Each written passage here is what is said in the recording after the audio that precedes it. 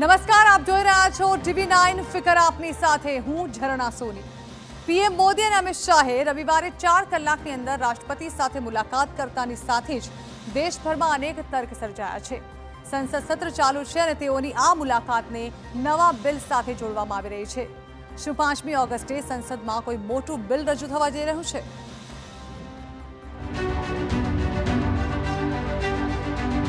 પહેલા મોદી રાષ્ટ્રપતિને મળ્યા,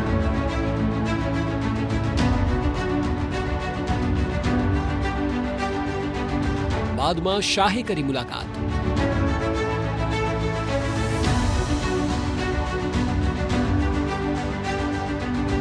શું 5 ઓગસ્ટ સાથે કોઈ કનેક્શન છે? એક તરફ હાલ સંસદનું ચોમાસું સત્ર ચાલી રહ્યું છે, અલગ અલગ મુદ્દાઓને લઈને ઘમાસાણ સર્જાઈ રહ્યું છે। બિહારના SIR થી લઈને ઓપરેશન સિંદૂર સુધીની વાતને લઈને સતત સંગ્રામ થઈ રહ્યું છે અને આ તમામની વચ્ચે રવિવારે વડાપ્રધાન મોદી રાષ્ટ્રપતિ ભવનમાં રાષ્ટ્રપતિ દ્રૌપદી મુર્મુને મળ્યા। આટલે સુધી તો બધું બરાબર હતું, પરંતુ પીએમ મોદીની મુલાકાતને 4 કલાક પણ થયા નહોતા કે કેન્દ્રીય ગૃહમંત્રી અમિત શાહ રાષ્ટ્રપતિ મુર્મુને મળવા માટે રાષ્ટ્રપતિ ભવન પહોંચ્યા। 4 કલાકની અંદર આ બંને મુલાકાતોને લઈને દિલ્હીના રાજકીય વર્તુળમાં બરાબરનો ગરમાવો આવી ગયો છે। સ્વાભાવિક બાબત છે કે રાષ્ટ્રપતિ સાથેની તેમની વાતચીતની વિગતવાર માહિતી જાહેર ન જ થાય, પરંતુ બંને નેતાઓ એક બાદ એક રાષ્ટ્રપતિને મળતા હવે અનેક અટકળો તેજ થઈ ગઈ છે। અહીં સવાલ એ છે કે બંનેએ કેમ મુલાકાત કરી? શું 5મી ઓગસ્ટે કંઈક થવાનું છે? મોદી શાહની દ્રૌપદી મુર્મુ સાથેની મુલાકાતને 5 ઓગસ્ટ સાથે જોડવામાં આવી રહી છે।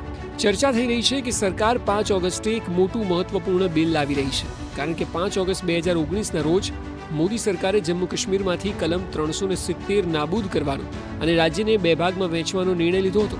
ત્યારબાદ 5મી ઓગસ્ટે જ 2020ના રોજ પીએમ મોદીએ અયોધ્યામાં રામ મંદિરનો શિલાન્યાસ કર્યો હતો। મોદી સરકારે 5 ઓગસ્ટના રોજ દેશમાં 2 ઐતિહાસિક નિર્ણયો લીધા, જેને કારણે 5 ઓગસ્ટની તારીખ ખાસ બની ગઈ છે।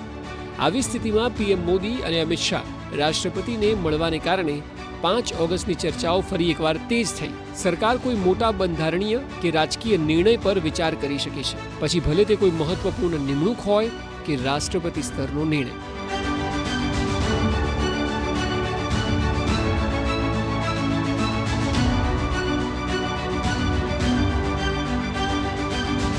સંસદમાં ઘણા સંવેદનશીલ બિલ રજૂ કરવાની ચર્ચાઓ થઈ રહી છે, જેમાં યુનિફોર્મ સિવિલ કોડ લાવવાની અટકળો ચાલી રહી છે।